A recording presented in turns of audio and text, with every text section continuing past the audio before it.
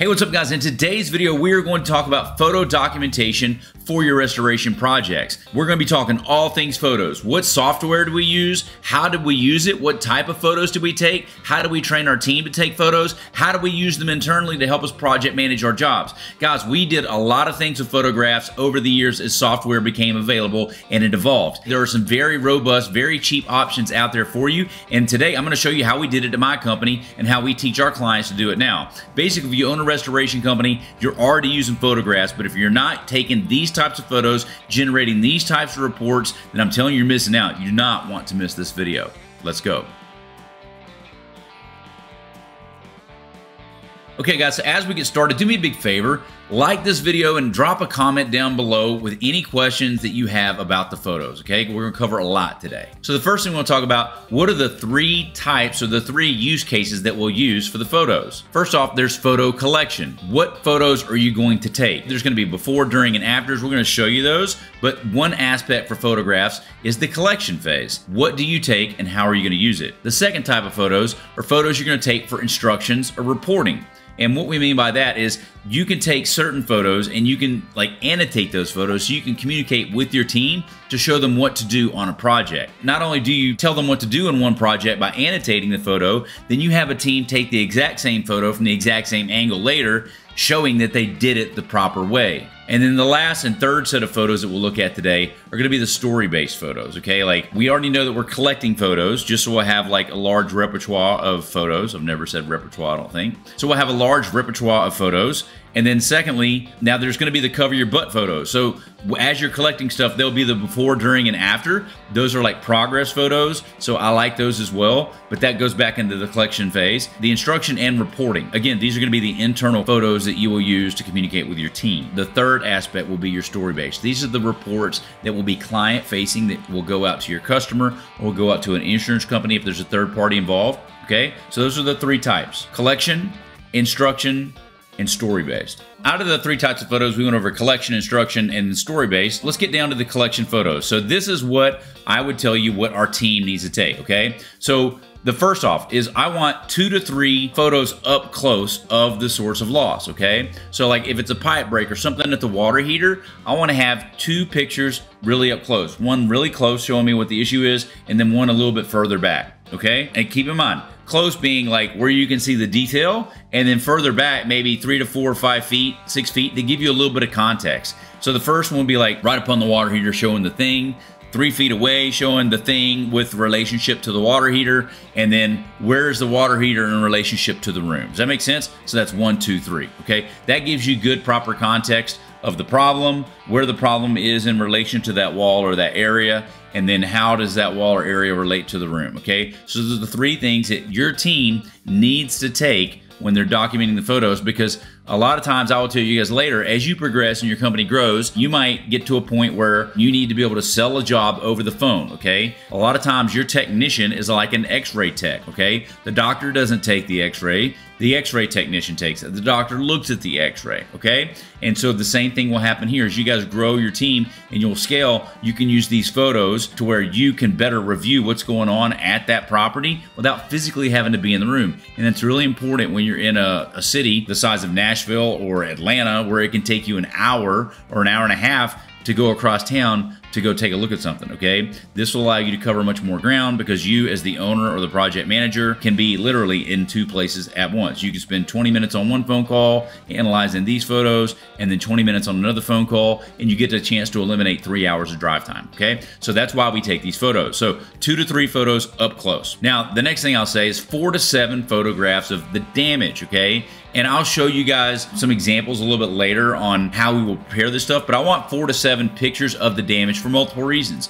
Number one, I want to have a good, clean, clear understanding about what all is affected. And again, I want everything up close so I can see the damage, a little bit further back and across the room, okay? So if I've got damage on a hardwood floor, I want to be able to see those 3 aspects. Up close to see the damage, where's the damage panned out a little bit, and then where is that in relation to the room. Now, there's one thing that I didn't put on here that I think is important. You guys, if you follow me, you will know that I'm not big for sketching in terms of having to turn that into an insurance company to report what we did in terms of like how we bill. However, I am a big fan of sketching, so I can understand spatially and dimensionally what is going on at the property. Does that make sense? For that matter, I didn't necessarily put this here, but here's what I would encourage you guys to do as well. It can be very, very simple. Imagine any given house. Just draw it out as a rectangle. It doesn't matter what shape it is. Draw it out as a rectangle, okay? And then break up the home just into 4 quadrants, okay? And where is the area of loss? So I want to know what level is the water loss on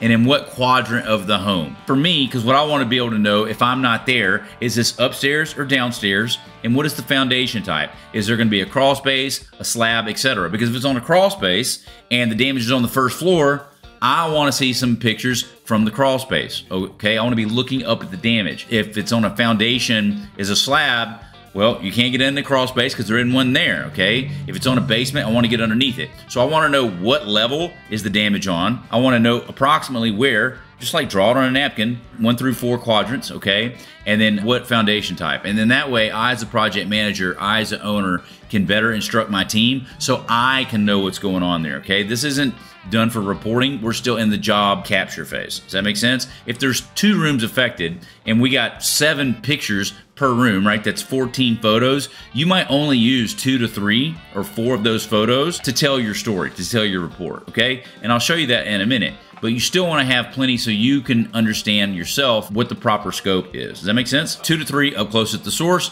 and then I want 4 to 7 of any of the damage, okay? And again, up close, further away, and spatially, all right? 2 to 4 photos towards the source across the room. Okay, so once you get an idea of what the source of loss is, right, like if it's a water heater, I want you to go all the way across the other side of the room and take a picture in one corner, and then go back to the source. Like, I want all 4 corners. Does that make sense? And then really, here's another thing that I want. I want to be able to see kind of an image going into the room. So if you've got 4 corners right here and you're coming in, taking a picture this way, right, and the hallway's over here, I want to be able to see that corner in relation to the door so I can get a good understanding where the door is. So you're going to have a hard time taking too many photos. A lot of photos is good. They don't need to be garbage, right? They need to all be taken at certain angles. What are we taking a picture of? Does that make sense? So it's going to be the source of loss, then the damage. Where's the damage? So the first thing is you're going to document where the problem is and then what the damage occurred. Floors, you'll take a picture of the floor, you'll take a picture of the ceiling, and then you want to be able to see that damage in relation to that wall, to that area on the floor. And again, this will come into focus a little bit as we start to tell our story a little bit later in the video. And I want to see these things, these pictures too, with contents in the room, just so you know, right? Like, I want to see all the contents in the room. Now, here's the next thing. You remember I said just a minute ago, we were talking about sketching out the quadrant, right? Like, what areas over there. If there's a wall that's anywhere in the frame and there's water near the wall, I want to know what's on the other side of that wall, okay? Is it a garage? Is it an exterior wall? These things matter because you guys will know, or you should know if you're licensed and trained technician, that if it's an exterior wall, it should have insulation, okay? So if it's wet and the water's there, we need to open that up. If there's not insulation involved, that means there's another room over there. I want pictures and readings over in that other room, okay? I may already have this video recorded, I don't know, but if not, I will make it. Like, how do we respond to a job from when you get the call to arriving on site to taking the pictures? This actual video is just more about what pictures to take once you're there. Does that make sense? But I will make a video from the phone intake all the way to making this, but we're just sticking to photos today. If there's a wall there, I want to know what's on the other side of that wall. If it's on the floor, I want to know what's underneath it, okay? And if you guys are taking those photos, or your team's taking those photos, these are questions you need to ask them. These are questions that you need to ask them. You need to be looking for this stuff, okay? This is like covering your butt while you dry, and we'll get into that in another video as well. You've got to make sure that it's the old CYA, okay? And so these photos will help prove that you covered your butt. We talked about across the room, we talked about behind the wall. We also want to see what's below the source, and that's where we're documenting crawl space, etc. And again, I want to see going into the crawl space, the actual area, all of that jazz. If you go down here, now you can see I want 3 to 5 walkways from the front door to the area. And this is important because once you guys get to knowing how and learning how to bill your jobs properly, you're going to need to know, I call it egress, right? Like, that's what it is. You need to have a pathway getting your equipment to the job in and out, right? Is it upstairs? Is it downstairs? Show me pictures of everything that you got to do as you go. And so let's just pretend for a minute that you go through a front door and the stairs are to your left, and then you go down, you turn left. I want to see a picture of the front door. I want the front door open, a picture going into the house. If the stairs are here and you walk in 15 feet and you turn left and there's the hallway, I want a picture of the hallway, looking right back there. If I'm taking a picture of the hallway here, I want to turn left and take a picture of the door, okay? And these things need to be sequential so you can have an idea, and this is going to give you guys a better understanding about where everything is. Now, let's get into the DocuSketch, or just answering these things. Yes, you can use DocuSketch, but it's not necessary, guys. These are software applications. If you're doing reconstruction and big fire jobs, yeah, sure, maybe, okay? But for water damage, it is not necessary. It's certainly overkill. It doesn't mean you can't, but you're not helping yourself. What we're doing here is certainly enough, and my goal for you is to let you operate with light software that's quick and easy to use. Just know this, guys, the devil is in the details, okay? And these pictures that you will take, you want to be able to use them to tell your side of the story and protect your butt, okay? And if you're not careful, you can also take pictures that damn you, and they may not tell the whole side of the story. And maybe I'll get into an example in this video or not. I don't know. We'll just have to see. But I'm just telling you, take the pictures you need to take to tell the story you need to tell. That's it. Take the pictures you need to take to tell the story you need to tell. You do not need a Matterport or a DocuSketch to take pictures, okay? Guys, when I started doing this, it was just a phone. And then we evolved into using Google Drive. And then we started using Company Cam. There's other options out there like Encircle, but those, in my view, are more used for like contents, right? That's kind of what that software is for. For me, Company Cam's just the fastest thing. And by the way, kudos to Luke, right? The owner at Company Cam, he's a good guy. They're not paying me to do this at all. This is just a product that I use for many years. I will have a link down below in the video where you can sign up for a free trial. Again, they're not paying me to do this. I'm just doing this so I can help you, okay? And these are jobs that we used at my own restoration company, and that's the reason why I'm showing it to you. So I want 3 to 5 photos coming in from the front door all the way to wherever you're gonna go. Going all the way in, going all the way back. And then here's the last thing, the risk shot. A risk shot is just the front of the house, and I think the idea of it is really more in the insurance world. The insurance companies use the risk shot because it allows them to see the front of the house. If you've got 3-foot tall grass, you're risky. Okay, if you've got a bunch of trees hanging over your house, that's risky because like one big storm and they break. That's what they call a risk shot. Like you can determine a lot by the photo of the front of the house, right? Like for instance, if it's got a big Alabama flag hanging up front, that's risky. I mean, those are obviously trashy people that live there if they're Alabama fans. Now, on the other hand, if they got an Auburn flag or something like that, those are good people. Those are good people, okay?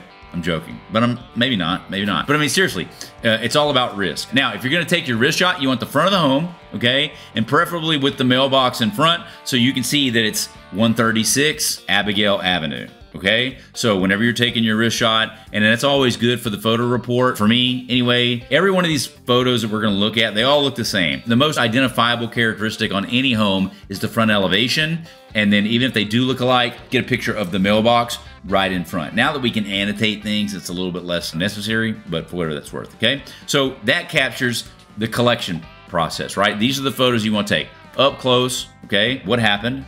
What got affected? Tell all that, right? And then I want to see angles from across the room of each affected room and each affected area.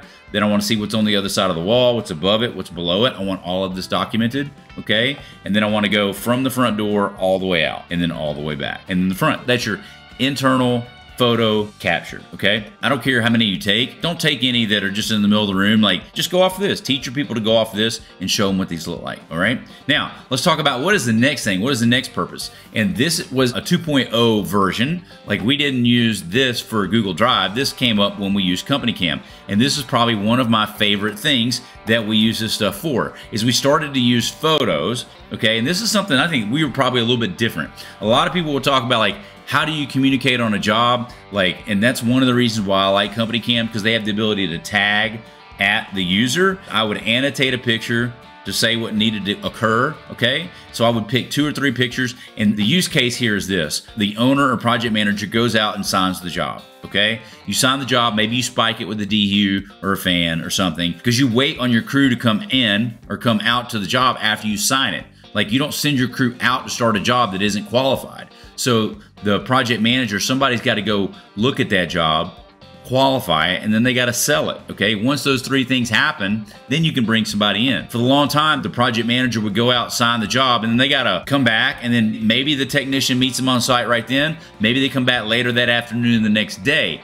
But the problem is this, you got about 2.5 hours and heading out there, driving, signing it up, taking your pictures, and then you're gonna have another 2 hours going back. So you're approaching 4 to 5 hours, okay, just to communicate with your technician. And this is the process that we started using that allowed me to project manage from a chair. So what we would do is we would go out to the job, sign it up, and then we would document everything right there at the moment of sale. Because you're taking all the pictures, and we'll show you this in a minute. Whoever's there selling this thing and signing it up, they need to do that full report right there. Not the technician, not the technician, not the technician. The project manager or the owner, his butt is already out there. He already should know all of the damage or he wouldn't have signed it up. Because he's got to price it. Is it an insurance claim or is it a self-pay? Go out there and scope that thing up front. Take all of your pictures. Whoever signs that job needs to take all your pictures. That's what needs to happen, okay? And then from there, this is what we would do next, is we would annotate a handful of photos that would tell our team what to do. It'll make much more sense here in just a second. So, but we would do this. We would take the pictures and annotate, hey, do this, and then the team would go do it. And then they would take a picture from the same angle showing that it was done. For instance, in this particular picture, you can see we just wanted to have 6mm plastic taped to the wall, okay? Like, no big deal. And then we also had here in another one. So this is just a real good example of how we would communicate with the team. So we would tell them here, 2x4 top, sides, bottom, 6mm plastic barrier wall. So they've got these two images to know what to do. That's telling them what to do. This is an internal communication. You can pick 3 to 5 photos, and you can do it on how does the containment work, and I would also do it on where to set the equipment, where to set the gear, if you've got a junior technician, okay? But either way, even if they're a lead technician, just spec it out and tell them where you want to put it. So this is an example of it after, okay? So there's something showing them what to do, and here's a picture of it getting done. Does that make sense? Is this helpful? Protect it, etc. And then here's another one that we would use, and just showing that the plastic was up. Man, they put a lot more effort in one than they did the other, didn't they? You've seen a lot of those zip poles. People use zip poles. Like, dude, I will have them build compression or wood. Like, containment is what's important. Containment is what is important.